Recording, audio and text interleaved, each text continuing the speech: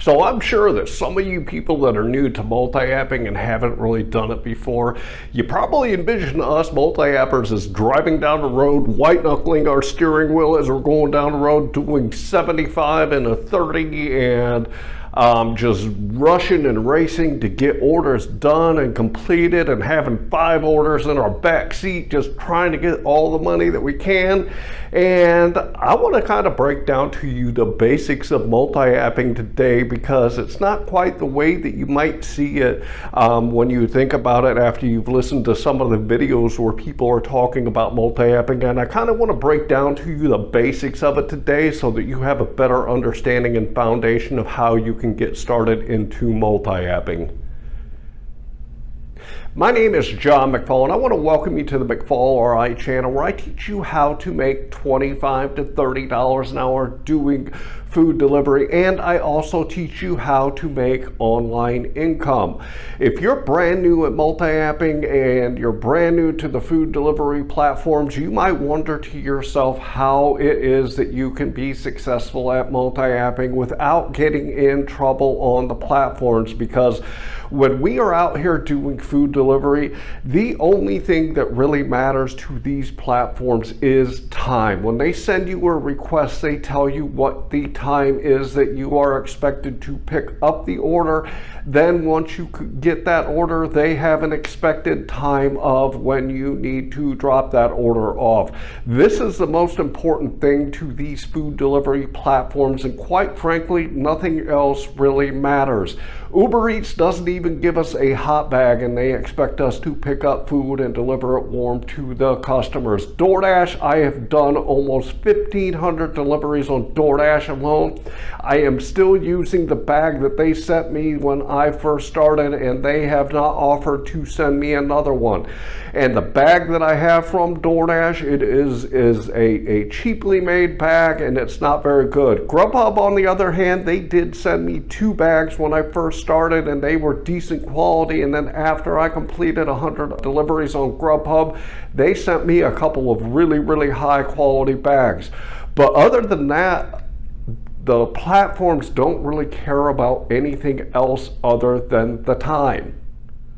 The first thing I want to say about multi-apping is this, is the only obligation that you have to these platforms when you work on them is once you hit that accept button on the app and you accept an order that they have sent you, you are contracted with that platform to go pick up the food that they have on that request and deliver it to the address that they give you on the app when you accept that order. So if somebody tries to change an address on you, you're not obligated to take it anywhere other than the address that they have given you. You are obligated to do it in the time that they expect, and you're obligated to do it without tampering with the food. Beyond that, that is your only obligations to these apps when you accept orders. Go read your terms of service and you'll see that this is actually the case. They can't tell you where to be. They can't tell you that you have to sit and wait on orders. They can't tell you other than the time that they give you and the order that you accept, that you are obligated to pick up that order and to deliver that order when you accept one. So this is the only thing that the apps have over you, is the time.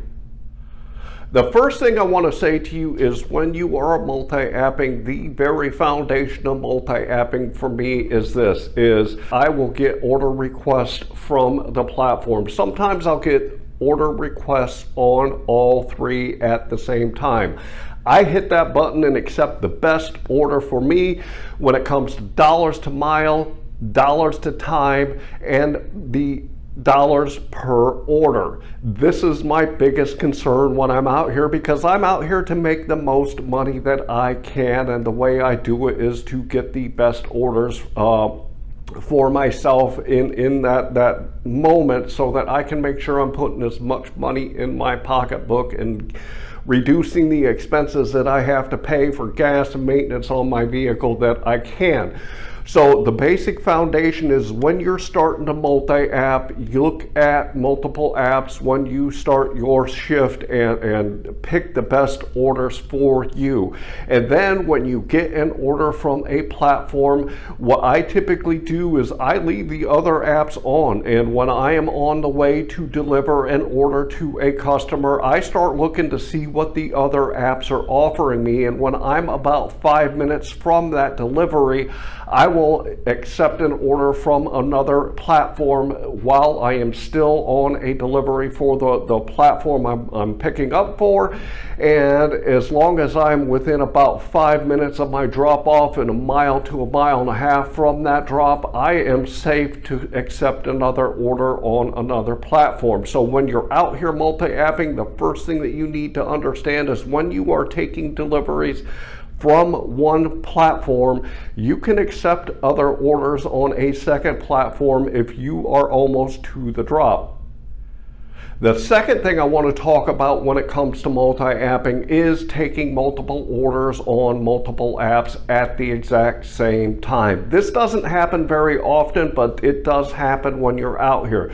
You get an order request from more than one platform, either from the same restaurant, or maybe you get requests and the restaurants are sitting right next to each other. This is very important when you are accepting orders at the same time on multiple apps, is you have got to make sure that those orders that you're accepting are in the same general area, because it is really important that the apps that you can confirm both of the orders at the same time, and the apps know where you are within about a quarter mile of the drop off.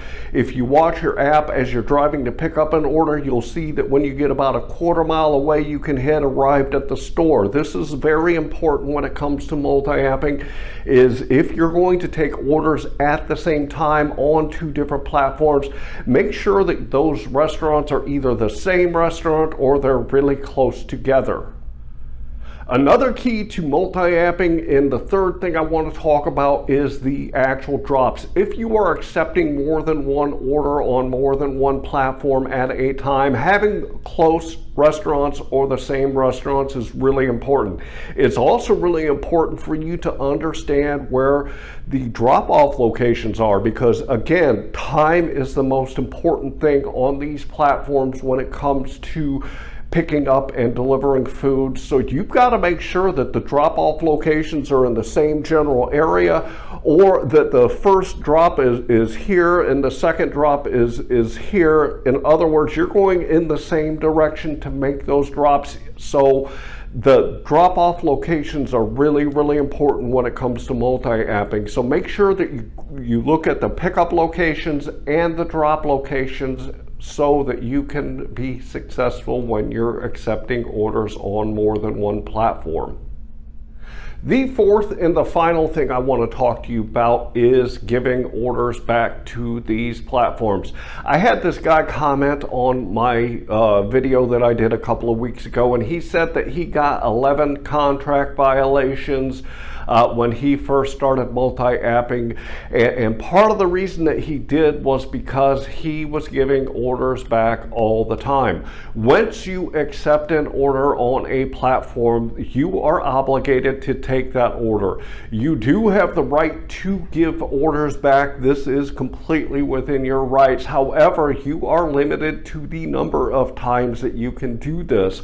On DoorDash, the completion rating, they tell you what your completion rating is, and 80% is kind of the cutoff. If you go below 80% completion rating on your DoorDash app, you're going to start running into problems. GrubHub and Uber Eats do not tell you what your completion rating is, but I guarantee you they keep track of that, and if you give too many orders back on those platforms, then they will send you nasty emails, and if you continue to do it, they'll kick you off of the platform. So you gotta really pay attention to your completion rating and don't give too many orders back. The scenario that this might happen is when you accept an order on an app and you're going to pick up the delivery. Let's say it's on DoorDash and they've sent you a decent order, you decided to take it, and then let's say Uber Eats sends you a different request, and let's say it's a lot more money, better dollars to mile, and you're like, hey, this order is better, so I'm just going to give the order back to DoorDash and take this one for Uber Eats.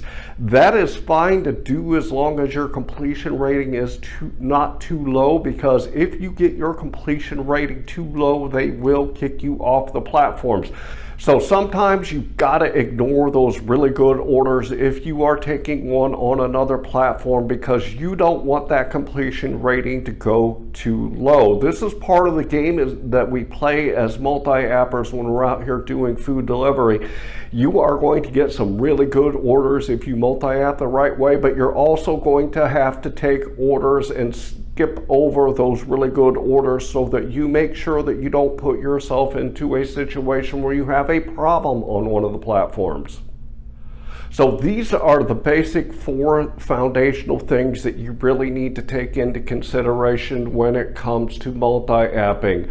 The first one is the time that they expect the orders to be delivered. You have got to pay attention to that. Then you also have to pay attention to where the pickup locations are. You also have to pay attention to where the drop-off locations are. And one of the biggest things, and the 4th thing I talked about, was your completion rating. So if you're thinking about doing multi-apping, as I've said in a lot of my videos, make sure that you're always taking baby steps and growing your way into getting better and doing more with it. And don't try to bite off more than you can chew the first time you get into it, so that you don't run into problems. I want to remind you that down here in my description, I have some great tools for you. And one of the biggest ones that I talked about in the beginning of this video is my metric spreadsheet. If you want to know how well you're doing when you're out here doing food delivery and see where you need to improve so you can get better, it starts by keeping track of your numbers. I'm going to throw it up here on the screen real quick so you guys can take a quick look at it. If you look at the left-hand side, you'll see I always put my start time and my end time. This gives me the total time that I've worked. I also put in the miles, and then if you head to the right, you'll see for each individual app, I put the dollars that I've made, the time that I worked, along with the number of deliveries. Head to the bottom and you'll see it calculates out your average dollar per mile, average dollar per hour, along with your average per order. Keeping track of your metrics is really important, which is why I threw together this free download for you. So if you want to know where you are and see where you need to improve, go grab this metric spreadsheet for yourself. I also want to remind you that I also have some other great tools in my description, which are the Beans app and SimplyWise and QuickBooks Self-Employed. These are tools that I use on a daily and a weekly basis when I'm out here doing food delivery. I finally would like to ask you to like this video, to subscribe to my channel, and want to leave you with, I hope that you are out there getting the money that you and your family deserve. And with that, I want to say thanks.